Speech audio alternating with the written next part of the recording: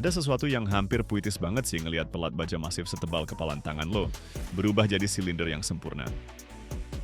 Yang kita lihat di sini nih, salah satu perusahaan teknik terbaik di Eropa Tengah lagi ngerjain pelat baja setebal 120 mm, lebar 3000 mm, yang bakal jadi silinder berdiameter 1400 mm.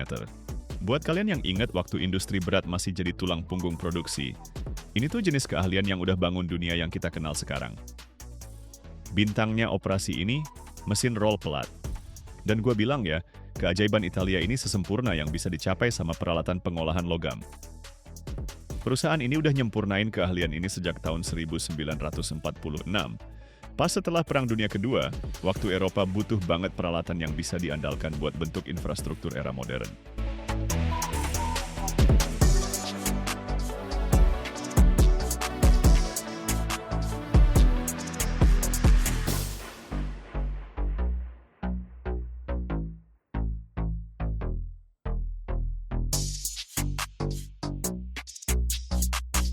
Mesin ini kerja pakai prinsip three roller pyramid, yang udah jadi standar emas buat ngerol pelat berat sejak zaman revolusi industri.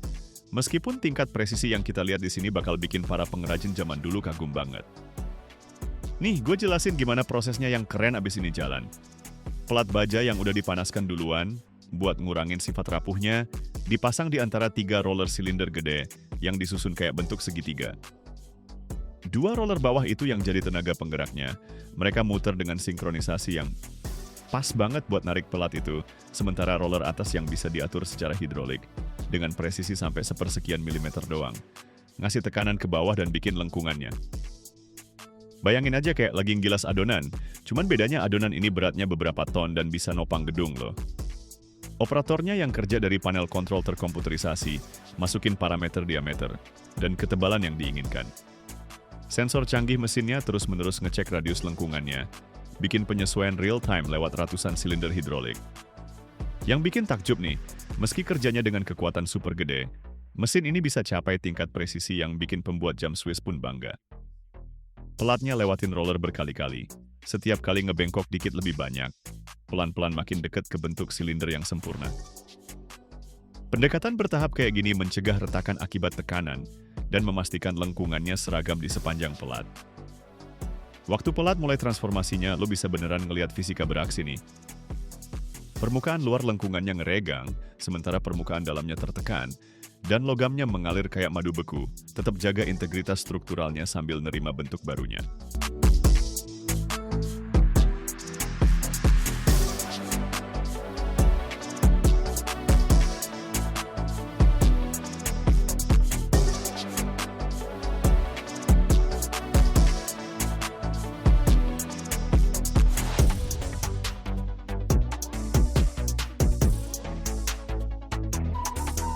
Sekarang kita masuk ke dunia tempar raksasa, di mana tradisinya udah ada sejak zaman pandai besi Roma kuno. Bedanya sekarang kita kerja sama palu yang bikin palu Thor kelihatan kayak mainan anak kecil aja. Yang paling bikin takjub tuh kombinasi antara kekuatan brutal dan presisi yang super detail banget. Kita bakal lihat proses tempa komponen yang beratnya bisa sampai 250 ton loh. Prosesnya dimulai jauh sebelum palunya ngehantam. Batangan baja yang fresh dari pabrik dipanasin pelan-pelan di tungku gas sampai suhunya sekitar 2200 derajat Fahrenheit. Ini nggak bisa buru-buru ya, tergantung ukurannya. Pemanasan bisa makan waktu dari 8 sampai 24 jam. Begitu bajanya udah nyampe suhu tempa yang pas, nyala dengan warna oranye kuning khas yang artinya udah siap mengalir. Nah di situ baru deh tarian sesungguhnya dimulai. Manipulator gede yang sebenarnya kayak lengan robot industri yang bisa muter dan ngeposisiin komponen bertonton ini dengan kehalusan yang luar biasa. Mindahin benda kerjanya ke bawah mesin tempa. Ada yang pakai mesin pres hidrolik, ada juga palu mekanik, tergantung kebutuhan proyeknya nih. Mesin pres hidrolik ngasih tekanan yang lambat tapi stabil. Cocok banget buat mastiin gaya penetrasinya nyampe ke inti komponen, ngilangin rongga atau ketidaksempurnaan internal apapun. Sementara palu mekanik tuh ngasih hantaman cepet yang bikin permukaan terbentuk dan nyiptain bentuk-bentuk spesifik. Master Tempa, seorang pengrajin yang skillnya butuh puluhan tahun buat biasa mengatur simfoni panas dan tekanan ini. Di antara setiap hantaman atau penekanan, komponennya diputar, diposisiin ulang, dan kadang dipanasin lagi. Ini namanya open die forging, soalnya beda sama closed die forging, di mana logamnya dipaksa masuk ke bentuk spesifik. Di sini para master benar-benar memahat logam lewat hantaman berulang, dan aplikasi tekanan, pelan-pelan ngebentuknya jadi yang diinginkan. Setiap hantaman nyempurnain struktur butirnya, bikin bajanya jadi lebih kuat dan lebih reliable daripada yang bisa dicapai cuma lewat pengecoran atau pemesinan doang.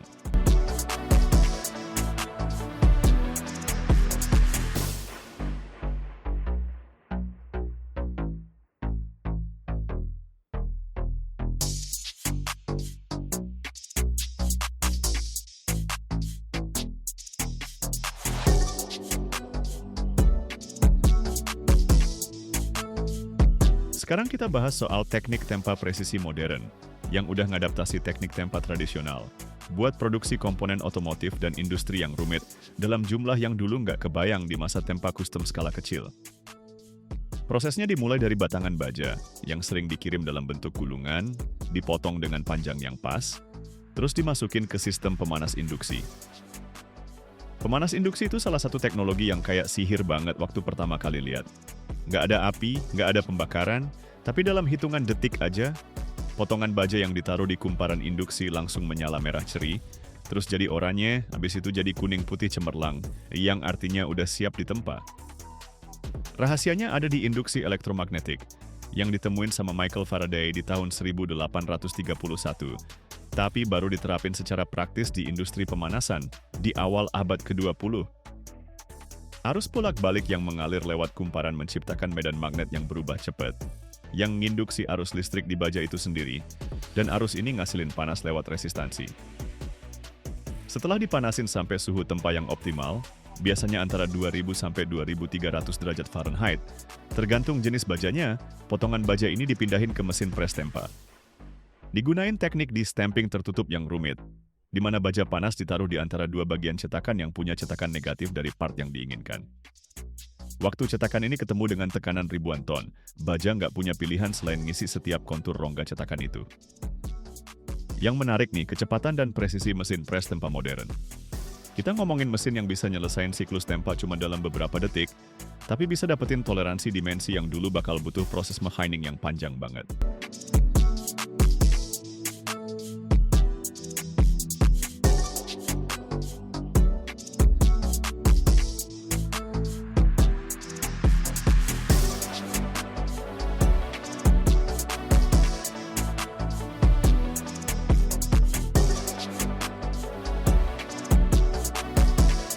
Ada sesuatu yang benar-benar memuaskan banget pas lihat para ahli bikin tangki penyimpanan. Prosesnya dimulai dari milih dan motong plat baja. Pabrik modern sekarang pakai meja pemotong CNC, plasma atau laser, yang bisa motong plat baja tebal dengan presisi gila, ngikutin pola komputer yang bikin limbahnya seminim mungkin. Tapi sebelum motong, ada tahap penting banget. Nge-layout, nentuin gimana caranya atur berbagai komponen, biar dapat hasil maksimal dari setiap plat. Ini kayak puzzle yang ngegabungin geometri, efisiensi, dan ilmu material. Habis dipotong, komponen-komponennya dibawa ke bagian rolling dan pembentukan. Badan tangki biasanya harus berbentuk silinder, jadi plat datar harus digulung jadi lengkungan pakai mesin roll 3, seperti yang udah kita lihat tadi. Tepi bagian yang udah digulung ini terus disiapkan buat dilas, biasanya dipotong miring supaya lasannya bisa nembus sampai ke dalam material. Proses pengelasan ini nih yang benar-benar nunjukin skill para ahlinya. Pembuatan tangki biasanya pakai las busur terendam untuk sambungan utama. Prosesnya tuh busur api bekerja di bawah selimut flux granular, ngelindungin lasan dari kontaminasi udara, sekaligus bikin penetrasi dalam dan kecepatan pengelasan tinggi. Tutup ujung, entah itu datar, cekung, atau setengah bola, dipasang dan dilas. Terus datang nih tes sesungguhnya, tes hidrostatik. Tangki yang udah jadi diisi air dan diberi tekanan lebih tinggi dari tekanan kerjanya buat ngecek kekuatannya. Kalau ada kebocoran atau kelemahan bakal kelihatan di sini, bukan pas lagi dipakai yang bisa jadi bencana banget.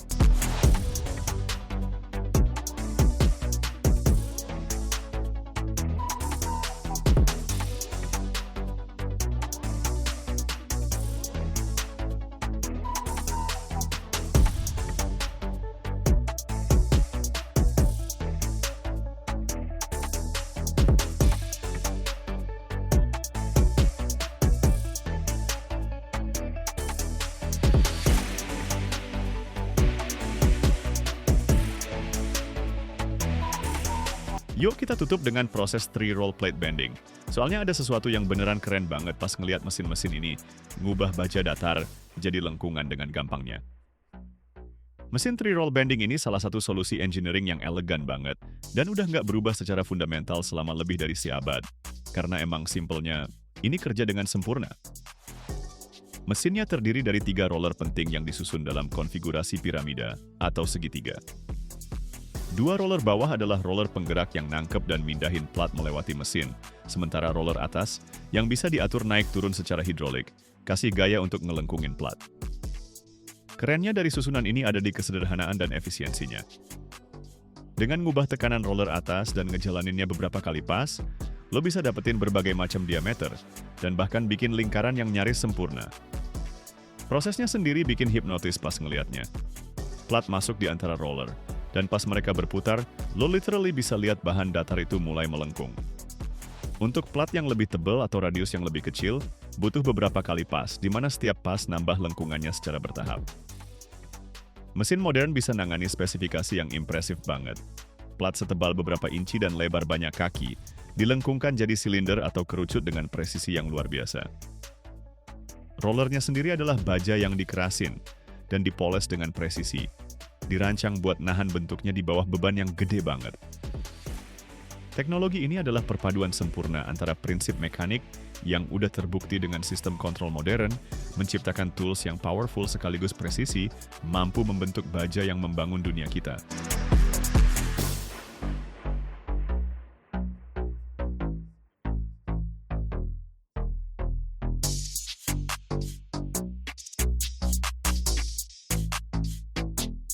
Tanpa logam ini, nggak bakal ada elektronik. Nggak ada smartphone di kantong lo, nggak ada komputer di meja, nggak ada satelit di orbit. Tiap detik di seluruh dunia, jutaan microchip disolder. Dan semuanya ngandalin timah. Logam yang 5.000 tahun lalu ngebuka zaman perunggu buat manusia, sekarang nyambungin transistor di prosesor.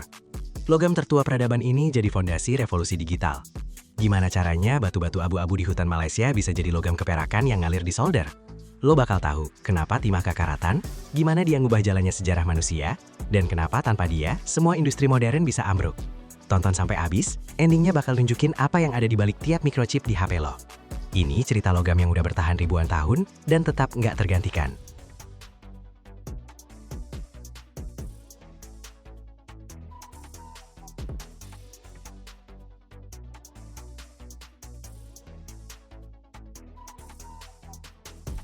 Sejarah timah dimulai sebelum tulisan ada. Sekitar 5.000 tahun lalu, di milenium ketiga sebelum Masehi, seseorang nggak sengaja nyampurin tembaga sama timah. Hasilnya, paduan logam yang lebih keras dan kuat dari kedua logam itu, perunggu. Ini ngubah segalanya. Dimulailah zaman perunggu, satu era peradaban yang namanya diambil dari paduan timah loh. Pedang, kapak, baju besi perunggu lebih tajam dan awet dibanding yang dari batu atau tembaga. Pasukan dengan senjata perunggu menaklukkan benua. Masalahnya cuma satu, timah itu langka banget. Tembaga bisa didapat di mana-mana, tapi timah cuma di beberapa tempat di planet ini. Cornwall di Inggris, Bohemia di Eropa Tengah, pegunungan Afghanistan. Buat dapatin timah, mereka kirim ekspedisi ribuan kilometer jauhnya. Pedagang Venesia berlayar ke pantai berkabut Inggris, melewati seluruh Mediterania, cuma demi timah. Logam ini dihargai lebih mahal dari emas. Siapa yang menguasain tambang timah? Dia yang menguasain kekuatan militer. Peradaban berkembang pesat atau runtuh, tergantung akses mereka ke logam keperakan ini.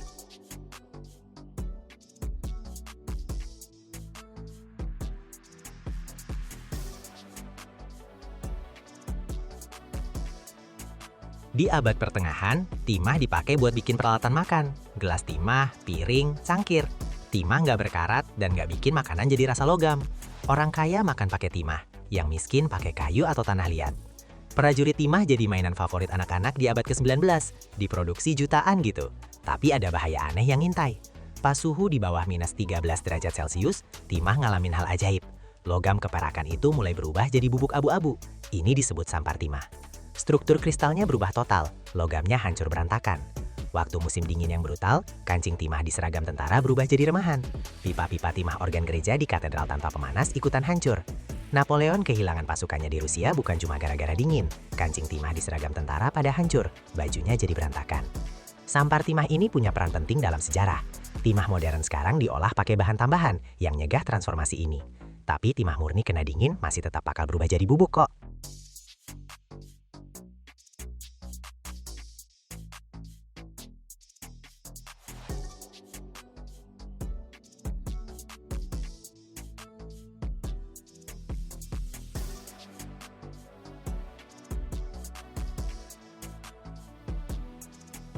Jadi dari mana sih timah didapetin sekarang? Timah itu elemen langka banget loh. Di kerak bumi cuma ada 2/1.000.000% doang.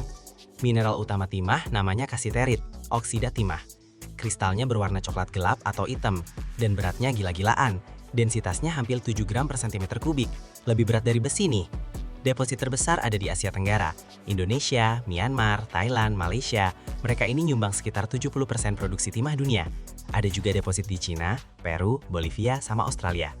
Cara nambang timahnya ada 2, tambang terbuka di kuari atau dikeruk dari endapan aluvial. Endapan aluvial itu kasiterit yang selama berabad-abad terkikis dari batuan gunung sama sungai, terus numpuk di lembah-lembah. Kristal yang berat ngendap di dasar, batuan yang ringan ke bawah arus. Di Malaysia sama Indonesia, ada pulau-pulau utuh yang terbentuk dari pasir yang ngandung timah. Di sanalah timah terbanyak di dunia ditambangin. Mulailah proses dramatis mengubah batu gelap jadi logam keparakan.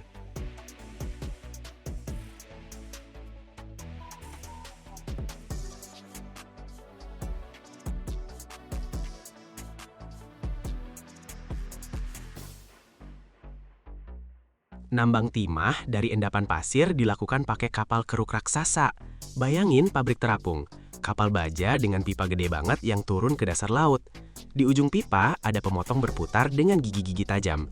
Dia menggigit pasir di dasar, menghancurkannya. Pompa super kuat nyedot campuran pasir dan air, namanya pulp, terus dinaikkan ke permukaan. Di kapal ada alat pencuci, sistemnya pakai talang, saringan, sama mesin pemusing. Pulp ngalir lewat talang miring yang dilapisi karpet khusus. Pasir ringan kesapu air, tapi kristal kasiterit yang berat nyangkut di bulu-bulu karpet. Ini kayak nambang emas, cuma ini timah. Secara berkala, karpetnya diangkat dan dikibas-kibaskan. Hasilnya konsentrat, pasir hitam yang ngandung sampai 70% kasiterit. Sisanya campuran mineral lain. Konsentrat ini dicuci lagi di meja khusus, dihembus udara buat ngepisahin partikel ringan. Konsentrat final ngandung sekitar 75% oksida timah. Setelah dikeringkan, langsung dikirim ke pabrik peleburan.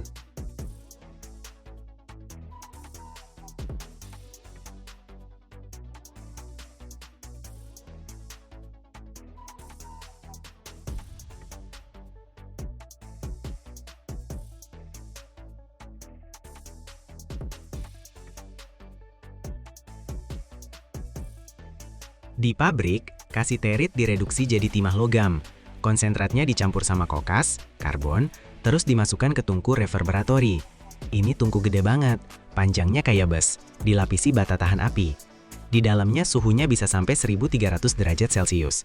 Yang dibakar itu gas alam atau minyak bakar. Apinya mantul dari atap tungku, terus memanaskan campuran dari bawah. Pas suhunya segitu, karbon nyerap oksigen dari oksida timah. Kasiterit dihaduksi jadi logam. Di dasar tungku terkumpul timah cair, genangan keperakan yang bercahaya oranye karena panasnya. Titik lebur timah cuma 232 derajat, salah satu logam yang paling gampang meleleh. Leburannya dikeluarkan secara berkala lewat lubang penyadapan, lubang di dinding samping tungku. Logam keperakan itu mengalir ke dalam gayung.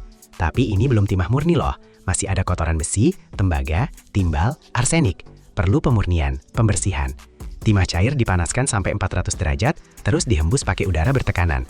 Kotorannya teroksidasi dan naik ke permukaan jadi terak. Teraknya diangkat, hembusan diulangi lagi, begitu beberapa kali.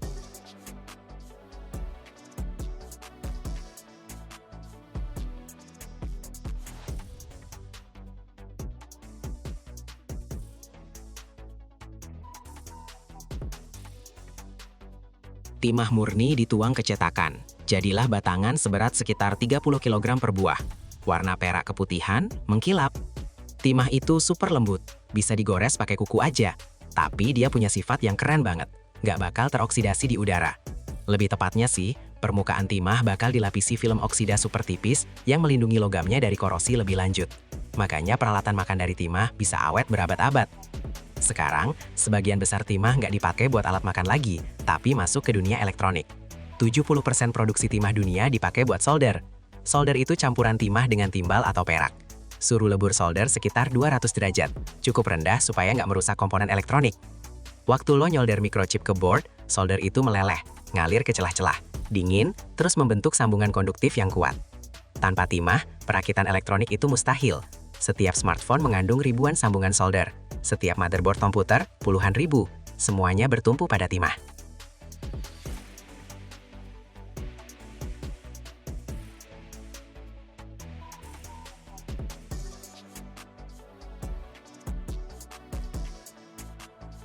Timah juga dipakai buat pelapisan logam. Ngelapisi logam lain pakai lapisan tipis timah. Kaleng makanan kaleng itu sebenarnya dari baja, cuma dilapisi timah di dalam sama blar aja. Lapisan timah setebal beberapa mikron ini ngelindungin baja dari karat dan bikin makanan gak langsung kontak sama besi. Produksi kaleng ini jadi penggunaan timah terbesar kedua. Campuran timah dipakai di bantalan mesin, namanya bebit, campuran timah sama tembaga dan antimon. Material ini lembut, gampang dilumasi, dan kuat nahan beban berat banget. Senyawa organotimah dipakai sebagai stabilizer dalam produksi plastik PVC. Produksi timah dunia sekitar 350.000 ton per tahun. Ini dikit banget dibanding baja atau aluminium. Tapi timah itu logam strategis loh. Tanpa timah, industri elektronik bakal tiang. Harga timah sekitar $25.000 per ton, 10 kali lebih mahal dari aluminium. Cadangan timah terbatas nih. Tambang yang bisa diakses cuma cukup buat sekitar 30 tahun kalau kita terus nambang kayak sekarang. Makanya timah banyak didaur ulang, diambil dari sampah elektronik pas proses daur ulang.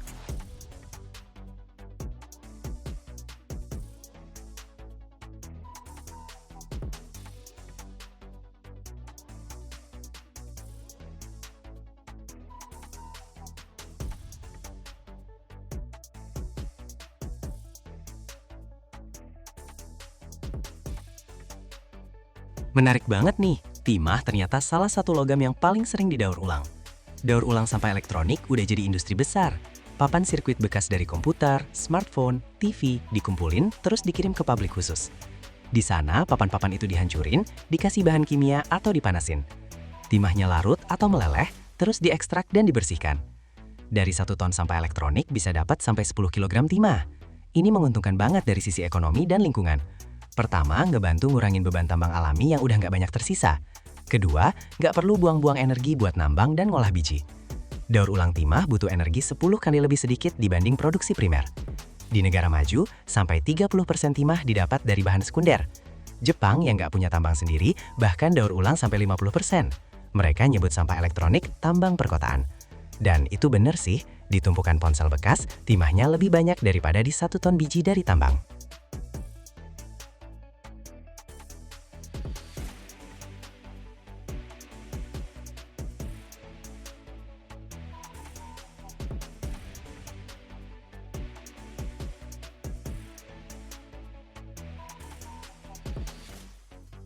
Jadi gitu, setelah melewati perjalanan panjang dari kristal gelap kasiterit di tambang tropis, melalui panasnya neraka tungku pembakaran di suhu 1300 derajat, dan berbagai tahap pemurnian yang ribet banget, akhirnya lahirlah timah. Logam paling kuno dalam peradaban yang sekarang jadi tulang punggung elektronik modern. Logam yang 5.000 tahun lalu ngasih manusia perunggu dan kekaisaran, dan sekarang nyambungin miliaran transistor di dalam prosesor. Ini cerita tentang gimana elemen langka ini bertahan ribuan tahun tanpa kehilangan nilainya, bahkan malah jadi makin penting. Setiap kali lo nyalain smartphone, komputer, atau perangkat elektronik apapun, ingat ya, di dalamnya ada ribuan tetesan timah yang nahan microchip tepuk nyatu. Tanpa logam lembut berwarna perak ini, nggak bakal ada internet, satelit luar angkasa, atau kecerdasan buatan. Timah adalah pahlawan diam-diam di balik revolusi teknologi. Logam yang menghubungkan masa lalu dan masa depan, dari pedang perunggu zaman kuno sampai mikroprosesor modern. 5.000 tahun mengabdi pada umat manusia. Dan ini bukan akhir, ini kelanjutan kisah sebuah logam yang nggak pernah ketinggalan zaman.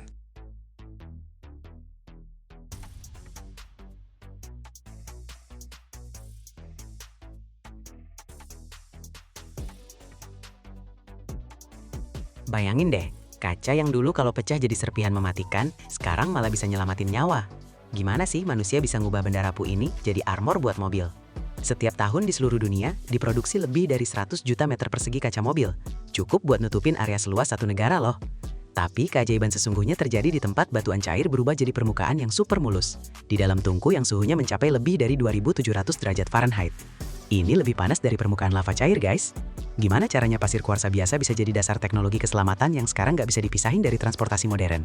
Eksperimen gak sengaja apa sih yang ngubah sejarah mobil selamanya?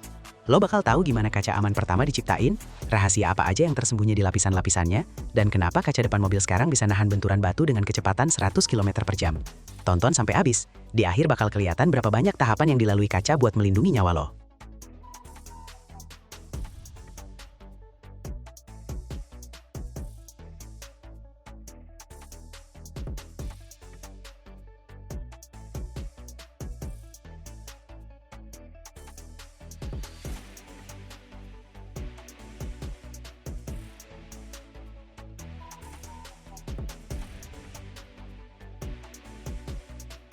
Sejarah produksi kaca mobil tuh sebenarnya terkait banget sama perkembangan industri otomotif yang mulai muncul di akhir abad ke-19.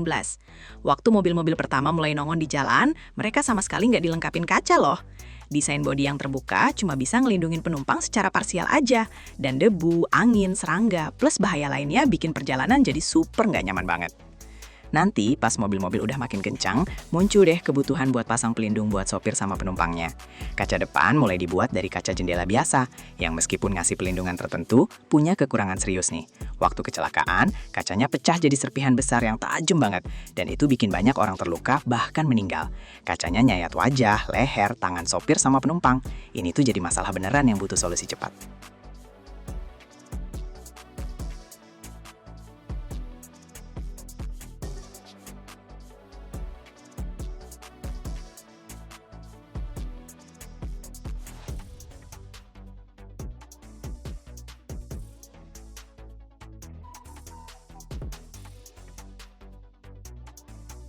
Penemuan revolusioner pertama di dunia kaca mobil itu nggak disengaja loh. Di tahun 1903, seorang ahli kimia Prancis namanya Edward Benedictus nggak sengaja jatuhin labu yang dilapisin nitroselulosa. Kacanya retak sih, tapi nggak hancur berantakan gara-gara ada lapisan plastik tipis. Kejadian random ini bikin dia kepikiran buat bikin kaca berlapis, yang akhirnya jadi dasar triplex. Di awal tahun 10-an abad ke-20, kaca laminasi mulai dipakai di mobil-mobil premium. Strukturnya terdiri dari dua lapis kaca yang di tengahnya ada film transparan tipis. Waktu kena benturan, kacanya nggak berantakan, retakannya cuma nempel di filmnya aja. Di tahun 20-an, kaca laminasi mulai banyak banget dipakai buat produksi kaca depan mobil. Keunggulan utamanya adalah keamanannya yang jauh lebih tinggi. Bahkan waktu kecelakaan parah sekalipun, pecahan kacanya nggak beterbangan kemana-mana, tapi tetap nempel di lapisan polimernya.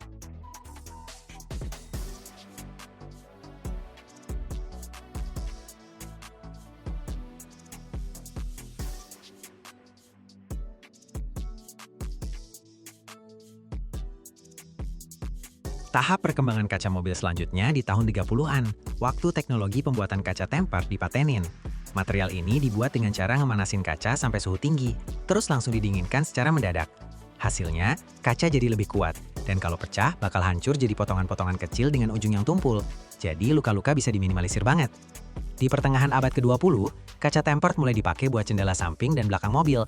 Produksinya lebih murah dibanding triplex, dan udah cukup aman buat bagian-bagian mobil itu. Di tahun 50-an dan 60-an, kaca mobil makin canggih berkat perkembangan teknologi. Ada perubahan penting nih, triplex makin disempurnain, pengembangan film polimer baru bikin kaca laminasi jadi lebih jernih, tahan terhadap sinar ultraviolet dan lebih awet. Produksi massal, sama otomatisasi proses produksi berhasil nurunin biaya kaca mobil.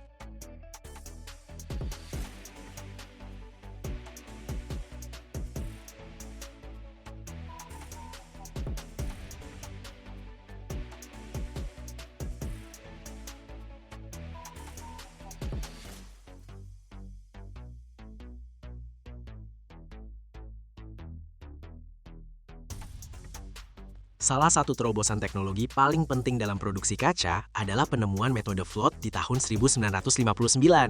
Teknologi ini, yang dikembangkan oleh perusahaan Inggris Pilkington, memungkinkan pembuatan kaca yang permukaannya sempurna halus dengan cara menyebarkan massa kaca cair di atas permukaan timah yang meleleh.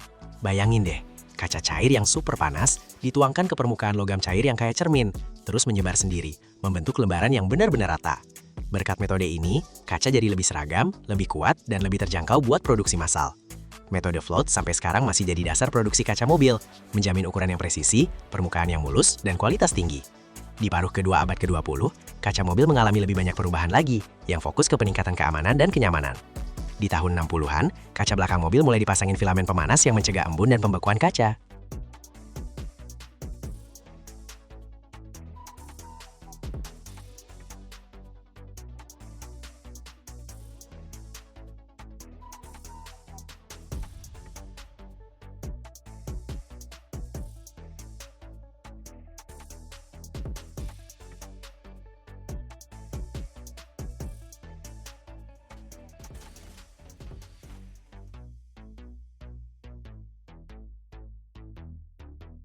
Di tahun 80-an, muncul kaca dengan lapisan logam khusus yang bisa memantulkan sinar matahari dan ngurangin panas di dalam mobil.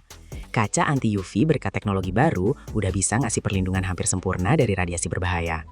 Kaca mobil modern dibagi jadi beberapa jenis, tergantung fungsi dan cara pembuatannya.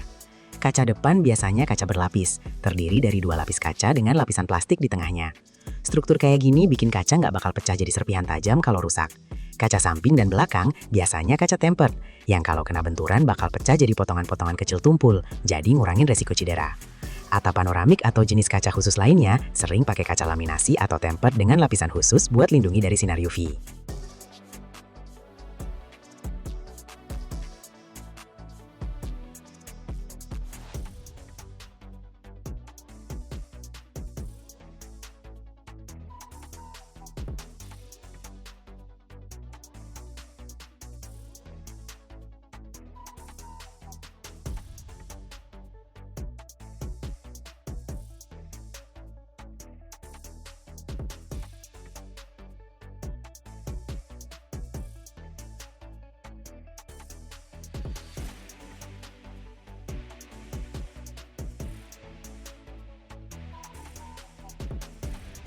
Komponen utama kaca tuh bahan-bahan alami yang dicampur dengan takaran tertentu buat dapetin sifat yang diinginkan.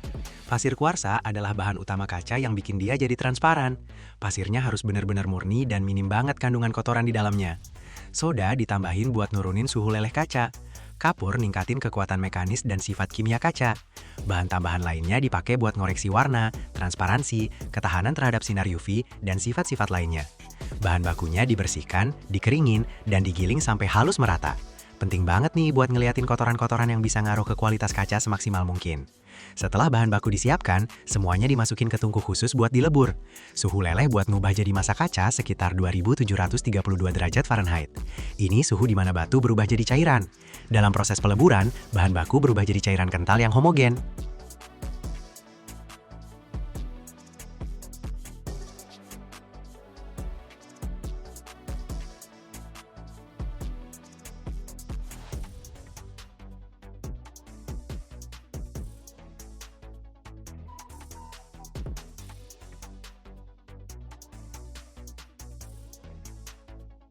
Massa kaca diaduk biar semua bahannya tercampur rata. Ini penting banget nih buat ngehindarin gelembung udara atau bagian yang nggak merata di produk jadinya. Tungku pelemburan kaca dilengkapin sama sistem kontrol suhu modern dan otomasi proses. Jadi kualitas produk akhirnya terjamin tinggi. Setelah meleleh, massa kaca masuk ke proses pembentukan. Yang diproduksi modern sekarang paling sering pakai teknologi metode float. Kaca cairnya mengalir keluar dari tungku, terus masuk ke bak berisi timah cair. Karena timah punya densitas tinggi, massa kaca menyebar rata di permukaannya. Dengan gravitasi sendiri, kaca membentuk permukaan yang sempurna rata dan mulus banget.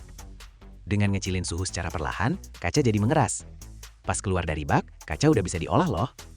Metode float ini bikin lembaran kaca dengan parameter geometris yang presisi dan kualitas permukaan tinggi.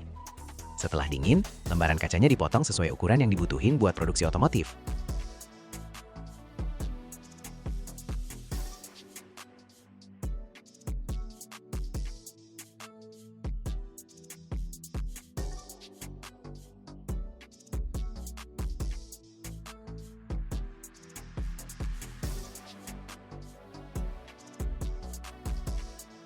Mesin pemotong otomatis bikin kerja jadi presisi banget.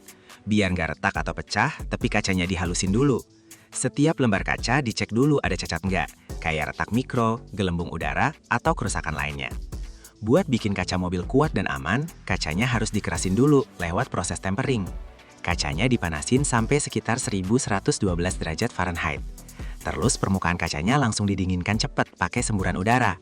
Sementara lapisan dalamnya dinginnya lebih pelan. Hasilnya muncul tekanan yang bikin kaca makin tahan benturan. Kaca yang udah ditemper, kalau pecah bakal jadi serpihan kecil yang aman. Jadi resiko celaka bisa diminimalisir. Buat kaca depan mobil, dipakailah kaca laminasi. Struktur dari kaca dan lapisan film polimer. Pembuatannya ada beberapa tahap nih. Di antara 2 lembar kaca dipasang film polimer. Strukturnya masukin ke mesin pres vakum buat ngilangin gelembung udara.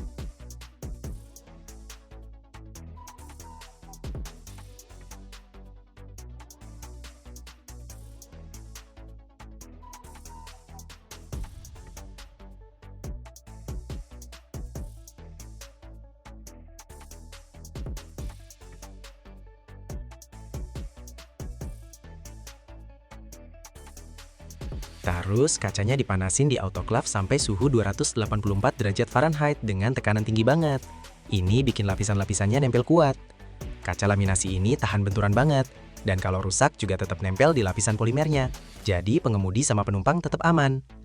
Buat bikin kaca mobil makin canggih, dikasih berbagai lapisan pelindung nih. Ada lapisan anti silau yang ngurangin pantulan dari matahari atau lampu mobil lain. Terus ada pelindung UV yang ngeblokir sinar ultraviolet berbahaya. Ada juga lapisan hidrofobik yang bikin air langsung ngalir turun dari permukaan kaca. Bahkan ada elemen pemanas. Di kaca depan bisa dipasang kawat-kawat tipis pemanas yang memudahin buat ngilangin es atau embun. Nah, buat dapetin bentuk yang pas, dipakai mesin thermoforming khusus.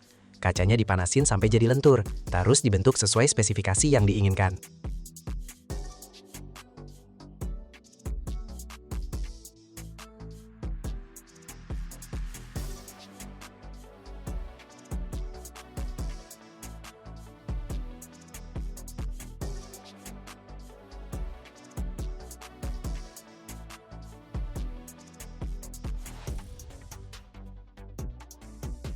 Di tahap akhir, setiap produk kaca ngelewatin pemeriksaan super ketat.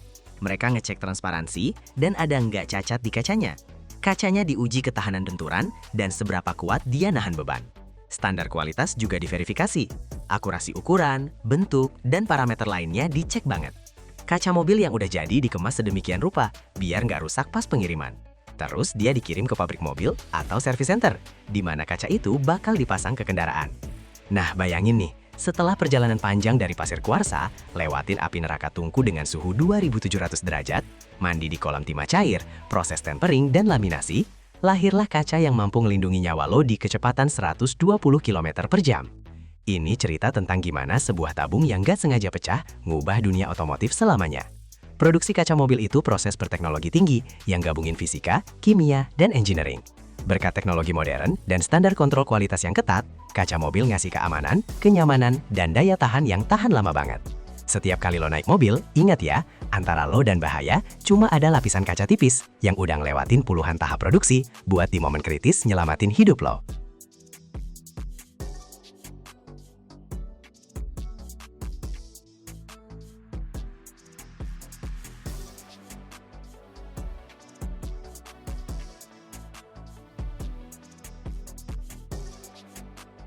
Setiap detik, ada ban Michelin baru yang diproduksi di dunia.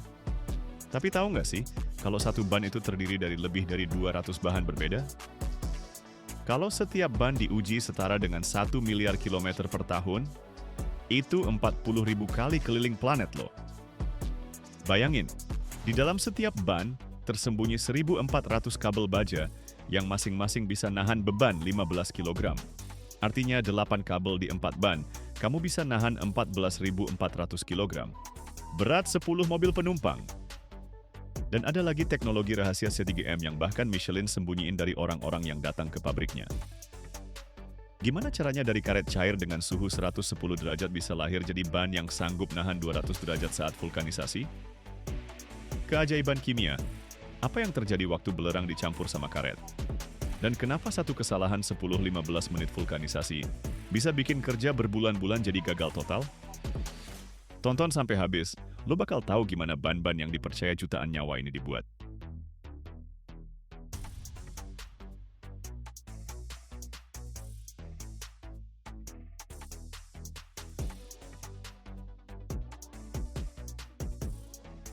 Semuanya dimulai dari riset.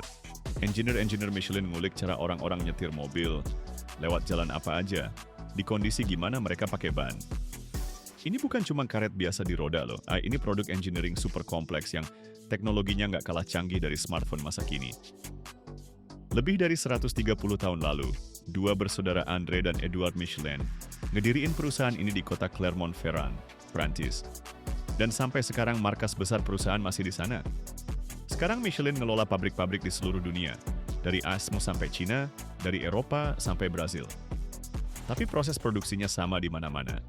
Ban yang dibuat di Amerika kualitasnya identik sama ban yang diproduksi di Cina atau Prancis. Ini tercapai berkat standarisasi yang super ketat di semua prosesnya. Setiap pabrik punya spesialisasinya sendiri. Contohnya nih, pabrik di Valladolid, Spanyol, dari tahun 1973 udah produksi ban buat alat-alat pertanian, combine harvester sama traktor.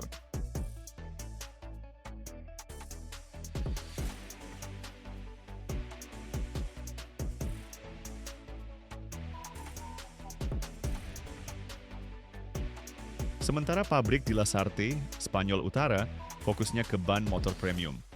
Dan ini bukan kebetulan loh, tiap pabrik udah ngasah keahliannya puluhan tahun. Tapi yang paling bikin takjub itu pas tahap pengembangan materialnya. Dalam satu ban aja ada lebih dari 200 bahan. Ini bukan cuma karet biasa, ini campuran yang dipilih super hati-hati. Karet alam, karet sintetis, karbon hitam, silika, benang logam dan tekstil, belasan zat kimia. Setiap bahan punya perannya sendiri. Karet alam, dasar dari tapak ban. Bahan ini didapat dari getah pohon karet alias hevea. Getah putih kayak susu ini dipanen dari perkebunan di Asia Tenggara, Afrika, sama Amerika Latin. Karet sintetis dibuat secara kimia dari produk minyak bumi. Bahan ini penting banget buat dapetin karakteristik tertentu, misalnya tahan suhu tinggi atau hambatan gelinding yang rendah. Michelin lagi gencar-gencarnya ngeliti gimana caranya bikin karet sintetis dari sumber yang lebih ramah lingkungan, tanpa bergantung ke minyak bumi.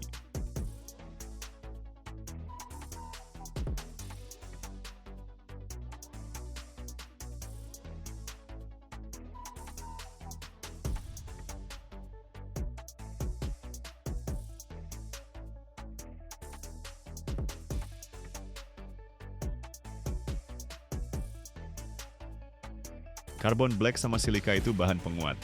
Mereka bikin ban jadi kuat dan tahan lama banget. Silika tuh penting nih, dia ngurangin hambatan gulir, jadi hemat bahan bakar, dan emisi karbon dioksida juga berkurang. Cord logam sama tekstil itu kerangka ban. Nah, mereka yang kasih bentuk dan kekakuan ke ban. Bayangin deh, di satu ban standar aja ada sekitar 1.400 cord tekstil, dan masing-masing bisa nahan beban 15 kg loh. Terus cord baja di bagian tepi ban itu lebih kuat lagi. Satu cord bisa nahan 1.800 kg. 8 cord kayak gitu di 4 ban kamu menciptakan kekuatan cadangan sampai 14.400 kg. Itu lebih berat dari 10 mobil sedan digabung. Bahan kimia kasih sifat unik, hambatan gulir rendah, cengkeraman super tinggi di jalan basah, tahan aus. Setiap resep campuran karet itu hasil riset bertahun-tahun. Persentase tiap bahan bervariasi tergantung jenis bannya.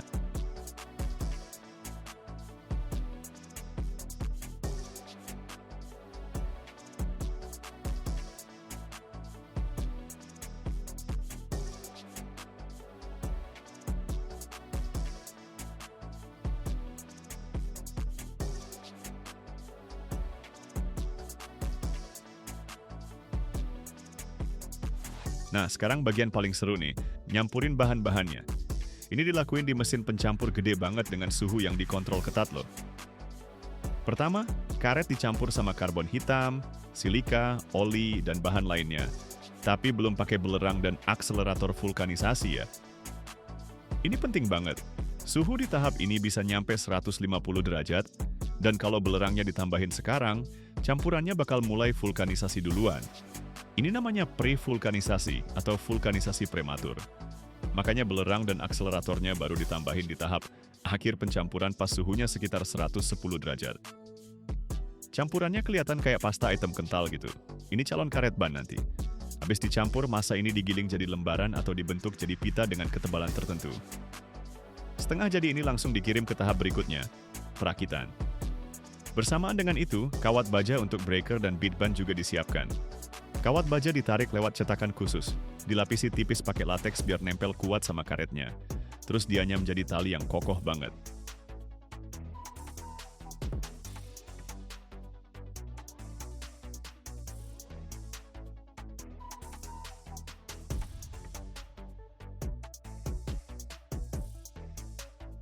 Core tekstil dibuat dari polyester, nilon, atau serat aramid, bahan yang sama kayak di rompi anti peluru.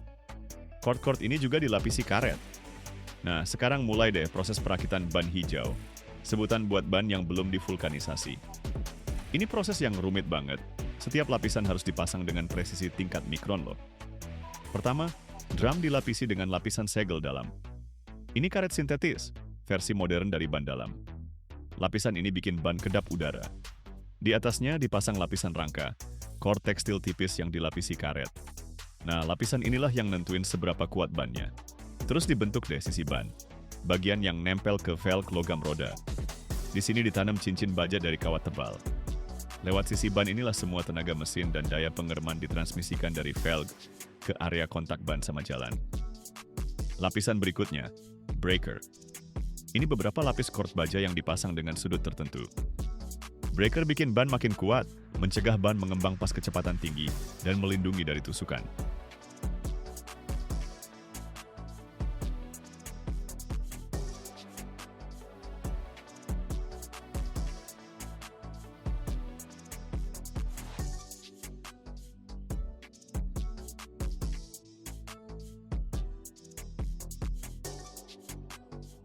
Dan akhirnya, protektornya. Ini tuh semacam pita karet yang udah ada pola tapaknya, terus ditempel di bagian paling atas.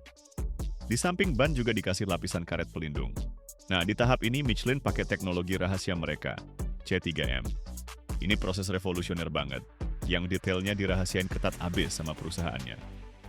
Bahkan orang-orang yang udah pernah berkunjung ke pabrik yang pakai teknologi ini pun nggak pernah lihat cara kerjanya secara langsung.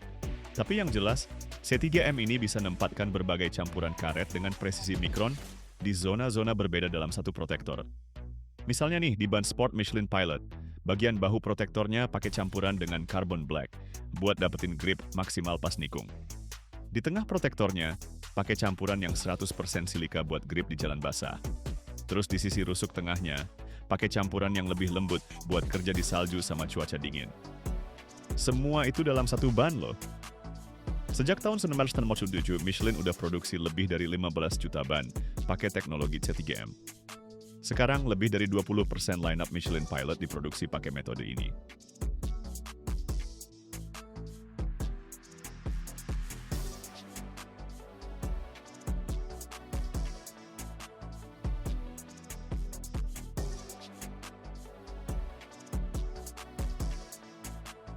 Nah, kalau ban mentah udah jadi, bentuknya kayak gumpalan karet mulus tanpa corak tapak sama sekali. Dan inilah momen paling krusial, vulkanisasi. Ini tuh proses yang ngubah karet lembek jadi bahan yang kuat dan elastis. Yang nemuin prosesnya adalah Charles Goodyear di tahun 1839. Secara nggak sengaja jatuh campuran karet sama belerang ke wajan panas. Kagetnya loh, karetnya nggak meleleh, malah mengeras jadi kuat dan elastis banget. Sekarang vulkanisasi udah jadi ilmu pasti yang super presisi. Ban mentah ini dimasukin ke cetakan gede banget, terus di dalamnya dipasang kapsul karet, kayak kantong udara gitu. Cetakannya ditutup dan dimulailah sihirnya. Ke dalam kapsul dipompa uap super panas bertekanan atau pakai nitrogen. Suhunya naik sampai 145, 160 derajat Celcius, kadang-kadang bahkan sampai 200 derajat. Tekanannya nyampe 23 megapascal. Kapsulnya ngembung dari dalam, neken ban ke dinding cetakan. Dari luar, cetakannya juga dipanasin pakai uap.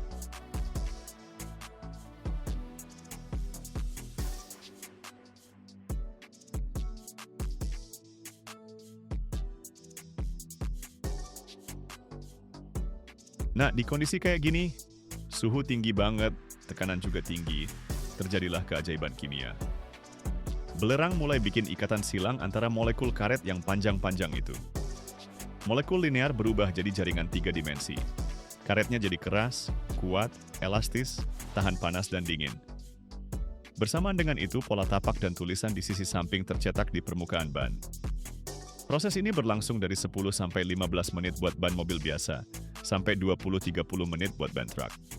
Waktunya krusial banget nih. Kurang vulkanisasi, bannya bakal lembek dan cepat aus. Kelebihan vulkanisasi, karetnya malah jadi kaku dan gampang pecah. Suhu juga krusial, seluruh proses dikontrol sama komputer dengan akurasi sampai per derajat loh. Sistem modern bahkan ngukur suhu setiap ban mentah sebelum divulkanisasi pakai sensor inframerah dan nyesuaiin waktunya tergantung suhu awalnya. Setelah vulkanisasi cetakannya dibuka, uap dikeluarin dari kapsul, dan lahirlah ban jadi masih panas, bau karet khas banget, dengan pola tapak yang jelas.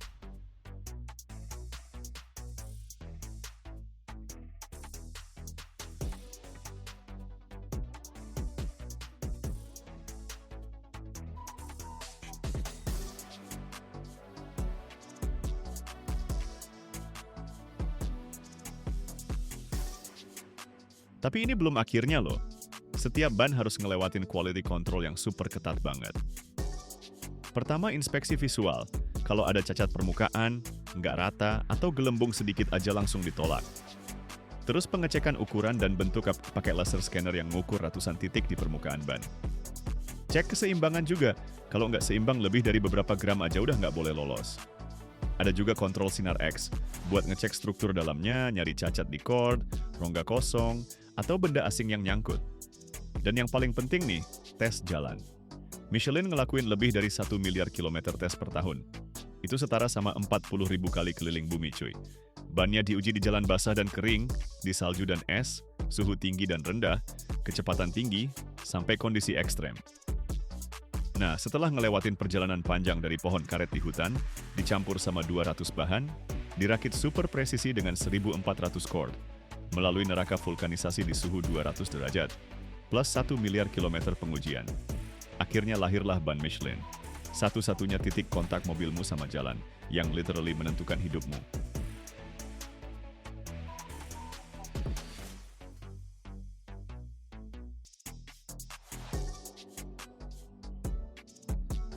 Setiap detik, 50 ban diproduksi di seluruh dunia. Tapi lo tahu nggak sih, di balik setiap ban itu ada pohon yang nangis cairan putih di hutan hujan Asia Tenggara? Satu pohon karet bisa diperah setiap 2 hari selama 25 tahun, ngasilin 50 gram lateks alami sekali panen lo. 90% karet alam dunia cuma diproduksi sama 4 negara, Thailand, Indonesia, Malaysia, dan Vietnam. Ini yang bikin shock. Waktu Perang Dunia Kedua pas Jepang nguasain perkebunan di Asia, Amerika Serikat dalam 3 tahun ngeboost produksi karet sintetis mereka dari 2.000 ton, jadi 920.000 ton per tahun. Sekarang 2/3 karet dunia itu sintetis, dibuat dari minyak bumi. Tapi gimana caranya dari getah putih pohon atau molekul minyak bisa jadi bahan yang tahan ribuan kilometer di aspal panas? Rahasia apa yang ditemuin Charles Goodyear tahun 1839? Pas nggak sengaja jatuhin belerang ke wajan panas? Tonton sampai akhir, lo bakal tahu perjalanan lengkap karet dari hutan tropis sampai ke roda lo.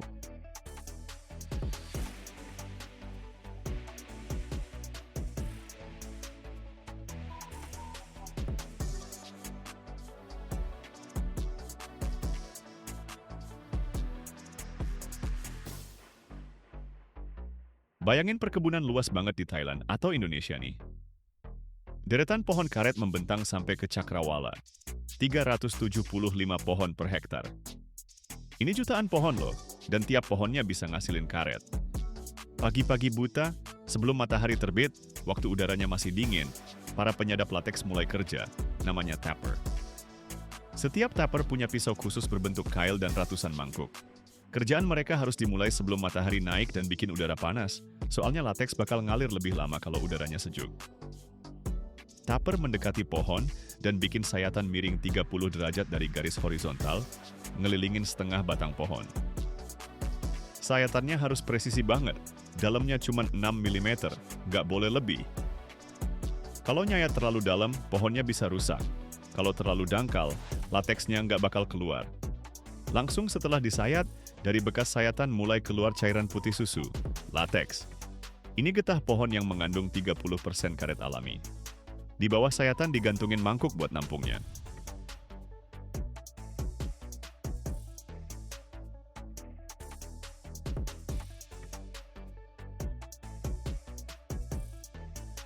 Lateks netes ke cangkir selama kurang lebih 4 jam, terus alirannya berhenti. Getahnya secara alami mengental di bagian sayatan, nutup pembuluh kapiler di kulit pohonnya. Dari satu sayatan, pohon bisa ngasih sekitar 50 gram karet padat dalam lateks cair. Satu tapper dalam satu pagi bisa ngolah dari 500 sampai 800 pohon. Ini kerjaan berat banget dan monoton, butuh daya tahan tubuh yang luar biasa. Pohon karet mulai ngasih lateks pas umurnya 5 sampai 7 tahun. Dari saat itu, pohon-pohon ini bisa diperah selama 20 sampai 30 tahun. Dari 1 hektar perkebunan bisa dapat sekitar 2,5 ton karet per tahun. Itu dengan kepadatan 375 pohon per hektar. Pas pengumpulan selesai, para tapper balik lagi dan ngumpulin cangkir-cangkir yang berisi lateks cair. Semua lateks yang udah dikumpulin dibawa ke pabrik.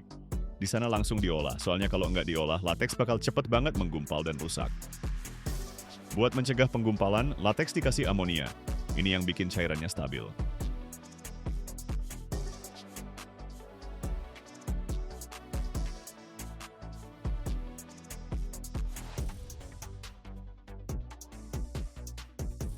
Di pabrik, lateks diproses tahap awal.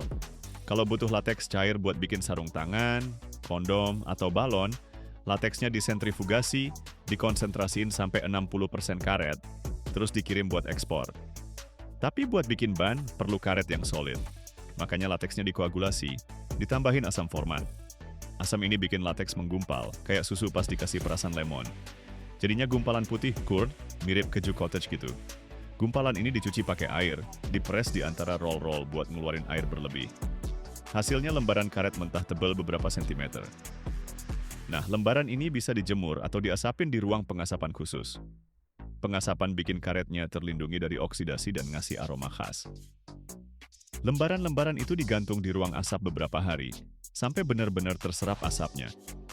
Habis itu diperiksa, dipotong bagian yang nggak rata, terus dipres jadi blok seberat 33 kilo. Standar buat ekspor. Bloknya dibungkus plastik dan dikemas dalam peti 1 ton buat pengiriman.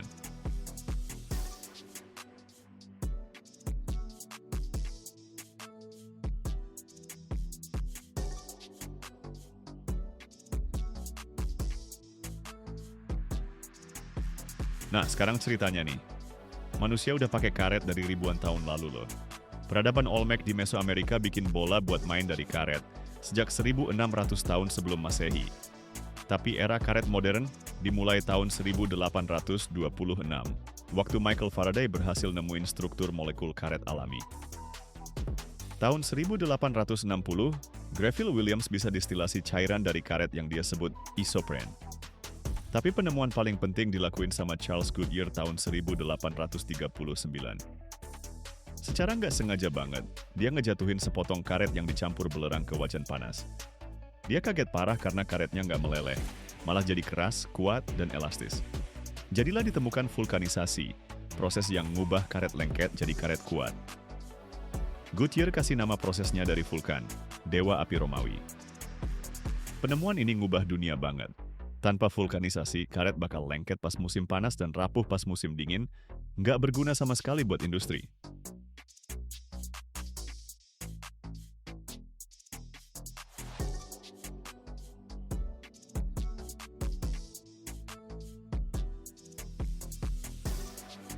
Awalnya semua karet itu diambil dari hutan liar Amazon, Brasil yang menguasain pasar dunia.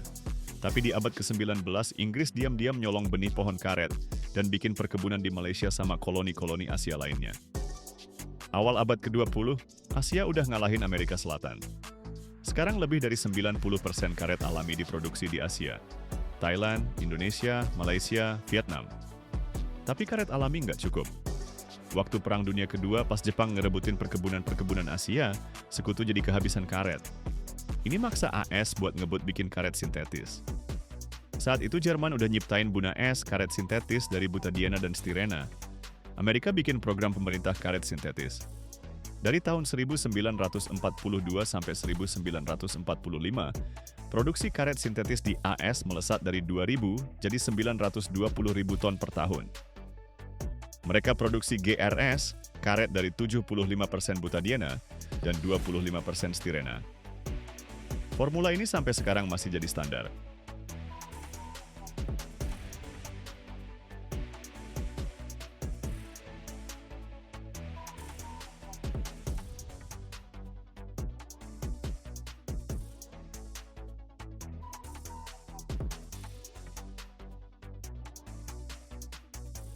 Gimana sih cara bikin karet sintetis? Jadi ceritanya gini, semuanya dimulai dari minyak bumi. Nah, dari minyak bumi ini di kilang minyak mereka dapetin 2 monomer, butadiena sama stirena. Butadiena itu gas, stirena itu cairan. Terus mereka nyampur dua-duanya di reaktor gede banget dengan bantuan katalis sama inisiator polimerisasi. Suhunya sekitar 70 derajat Celcius, tekanannya 8 bar. Prosesnya tuh pakai emulsi air gitu. Monomer-monomernya didispersi di air pakai zat aktif permukaan, alias sabun lah. Molekul-molekul monomernya mulai nyambung jadi rantai panjang, polimer namanya. Butadiena sama stirena bergantian secara acak di rantainya, jadi deh copolimer, karet stirena butadiena atau SBR. Proses polimerisasinya butuh beberapa jam. Hasilnya itu lateks, cairan putih susu kayak getah pohon karet, tapi yang sintetis. Lateks ini dikoagulasi dengan nambah asam sulfat sama garam. Karetnya jadi menggumpal kayak remah-remah gitu, namanya chrome. Remahan ini dicuci, diperas, terus dikeringin pakai udara panas. Habis itu ditambahin karbon hitam sama minyak buat ningkatin kualitasnya. Karet kering ini dipres jadi balok-balok, terus dibungkus pakai polietilen.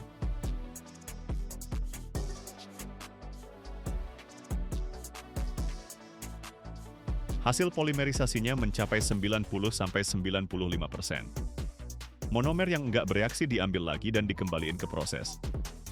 SBR sintetis punya kelebihan dibanding yang natural.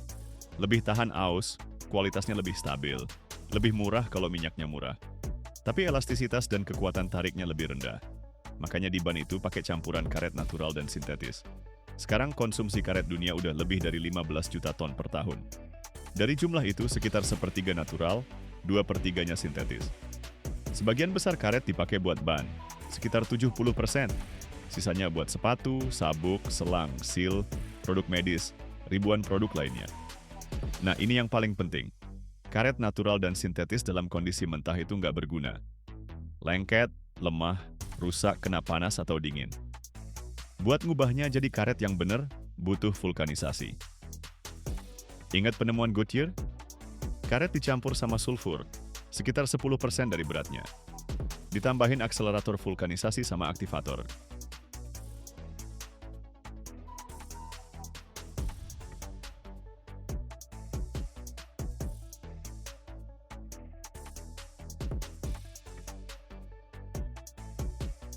Campurannya dipanasin.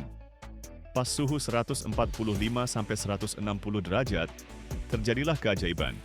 Atom-atom belerang ngebentuk jembatan antara molekul karet yang panjang-panjang. Rantai linear berubah jadi jaringan 3 dimensi. Karet jadi ban, kuat, elastis, tahan panas dingin. Buat ban mobil prosesnya lebih ribet lagi nih. Pertama, karet dicampur sama karbon hitam, silika, oli, belerang, akselerator, jadilah campuran karet. Campuran ini digulung jadi lembaran dengan ketebalan beda-beda. Bersamaan itu mereka siapin cord baja dan tekstil yang dilapisi karet. Terus dimulai deh perakitan ban mentah. Ban yang belum divulkanisasi. Di drum, lapis demi lapis dililitin. Lapisan kedap udara bagian dalam, rangka dari cord tekstil, bibir ban dengan cincin baja, breaker dari cord baja, terus tapak ban. Semuanya nempel jadi satu, ngebentuk cetakan ban. Habis itu ban mentah ini dimasukin ke cetakan pres gede banget. Di dalamnya dipasang semacam balon karet, kapsul gitu. Cetakannya ditutup.